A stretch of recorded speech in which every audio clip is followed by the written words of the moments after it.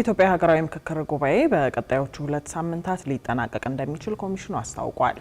ዋና ኮሚሽነር ፕሮፌሰር መስፍን አርአያ ዛሬ በሰጡት መግለጫ በሂደቱ እስካሁን ምንም የተሰጠ ውሳኔ እንደሌለ ተናግረዋል። ኤርሚያስ በጋሻው መግለጫውን ተከታትሎ ተከታዩን ዘገባ አሰናድቷል። ከተጀመረ 27ኛ ቀኑን የያዘው የኢትዮጵያ ሀገራዊ ምክክር ጉባኤ በዛሬው ዕለትም መካሄዱን ቀጥሏል። ሂደቱም ላለፉት ጊዜያት በአነስተኛ ቡድኖች ሲካሄድ ቆይቶ አሁን በ8ቱ የ500 አባላት የሥራ ቡድን ላይ ደርሷል። አሁን ላይ ከሁለት የ250 አባላት ቡድኖች የተመረጡ 30 ሰዎች ከታች በምክክር የመጡ ጉዳዮችን ለ500 አባላት የሥራ ቡድን እያቀረቡ ይገኛሉ።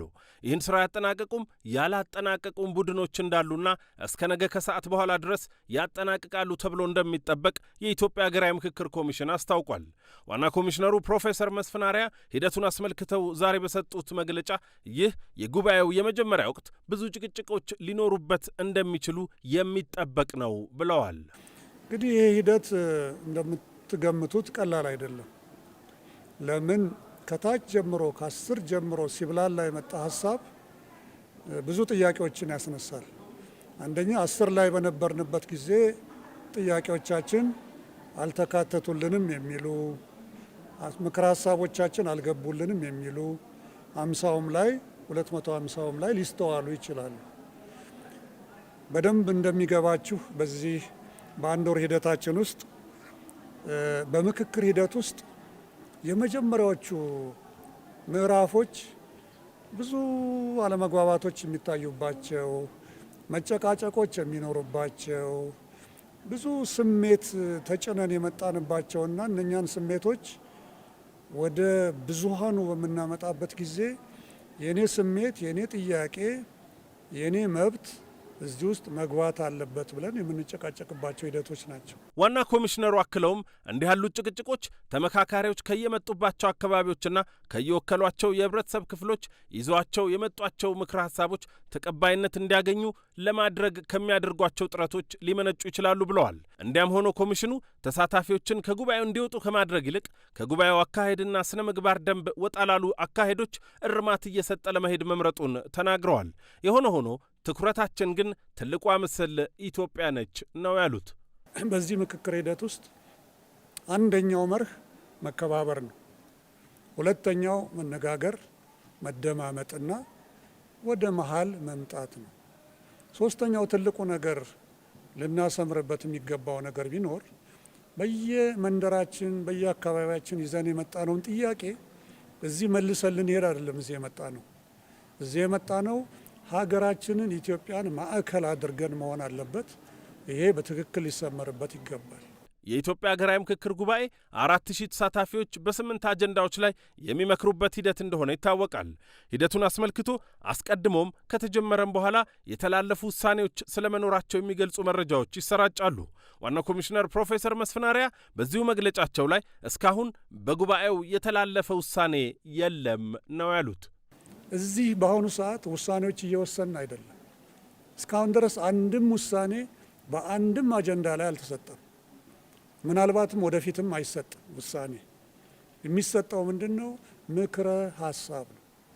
ምክረ ሀሳብ በእያንዳንዱ አጀንዳ ላይ እንደዚህ ቢሆን፣ አቅጣጫው በዚህ ቢሄድ እና ተግባራዊ አካላት ይህንን ቢያደርጉ ተብሎ ባለፈውም እንዳልኩት ለሕግ አስፈጻሚውም ለሕግ አስከባሪውም ወይም ደግሞ ለሕግ አውጪውም ለሕግ ተርጓሚው የሚተላለፉ ምክረ ሀሳቦች ይሆናሉ።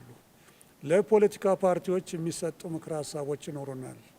ለሃይማኖት ተቋማት የሚሰጡ ምክረ ሀሳቦች ይኖሩናል እና ለተለያዩ ተግባራዊ አካላት የምንሰጣቸው ምክረ ሀሳቦች ነው እንጂ ልክ አሁን እንዲሁ እየተንሸራሸረ ያለው ሀሳብ በዚህ ሀሳብ ላይ ድምፅ ብልጫ ይሰጥበታል ሰሞኑን።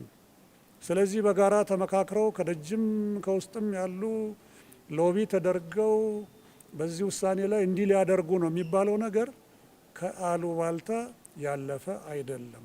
የኢትዮጵያ ሀገራዊ ምክክር ዋና ኮሚሽነር ፕሮፌሰር መስፍን አርአያ በምክክሩ ከሚሳተፉ አካላት መካከል ለኮሚሽኑ ቅሬታ ስላቀረቡ አካላትና ስለተሰጣቸው ምላሾች ከመገናኛ ብዙሃን ጥያቄ ቀርቦላቸው ነበር። በተጠናቀሩ ሰነዶች ላይ ሀሳቦቻችን አልተካተቱም የሚሉና እርስ በርስ መፈራረጅን የመሳሰሉ እንደ ስብሰባ አካሄድ ቅሬታዎች የቀረቡ እንዳሉ ጠቅሰው ምላሽ ሰጥተዋል። አንዳንዶች ስለመቻቻል ብለው የሀገር ኃላፊነትን ወደፊት በማስቀደም እነኚህ እንደዚህ አይነቶች የሚቀርቡትን ነገሮች ችለው የሚያልፉ አሉ። ሌሎች ግን በቅሬታ መልክ ያመጧቸዋል። ስለዚህ የኢትዮጵያ ሀገራዊ ምክክር ኮሚሽን የቅሬታ መቀበያ ዘዴ አለው። ቅሬታዎችን የሚቀበሉ ከፍተኛ ኤክስፐርት አሉ። እሳቸው ደግሞ ያንን ከጓደኞቻቸው ጋር ሆነው በሚቀባ አቀናብረው ለከፍተኛ ለሊድ ኮሚሽነሮች ያቀርባሉ። እነኛ ኮሚሽነሮች ካዩ በኋላ ውሳኔ እንዲሰጡ ያደርጋሉ። አስፈላጊ ከሆነ ወደ ኮሚሽኑ ምክር ቤት ያቀርባሉ። አለበለዚያ ግን በእንደዚያ እንዲወሰን ይደረጋል። ዋና ኮሚሽነሩ በዚህ ሀገራዊ ምክክር ጉባኤ ላይ ኮሚሽኑ ቢቻል በ8ቱም አጀንዳዎች ላይ ምክር ሀሳቦች ቀርበው ይጠናቀቃሉ ብሎ ተስፋ እንደሚያደርግ፣ ካልሆነ ግን በሙሉ እናጠናቅቀዋለን ማለት እንዳልሆነ ገልጸዋል። አክለውም መቼ ሊጠናቀቅ እንደሚችል ጠቆም አድርገዋል። ጥሩ ጀምረናል። በእግዚአብሔር ፈቃድ ጥሩ እየሄድን ነው። 1 ወር ፈጅተናል እና እንደ እግዚአብሔር ፈቃድ እንግዲህ በቀጣዮቹ 1 እና 2 ሳምንት ውስጥ ስራዎቻችንን እናገባድዳለን የሚል ተስፋ አለኝ። የምናገባድደው ከ4 ሺዎቹ ጋር ነው። ከዚያ በኋላ ደግሞ ትልቅ ስራ አለ። እነኚህን የመጡትን 4 ሺህ ሀሳቦች በሚገባ አጠናቅሮ ለተግባሪው አካል መላክና ከዚያ በኋላ ደግሞ ምንድነው መተግበር አለመተግበራቸውን በየደረጃው እየተከታተሉ ለህዝቦቻችን ይህን ያህል ለደከሙት ህዝቦቻችን ማሳወቅ ይሆናል።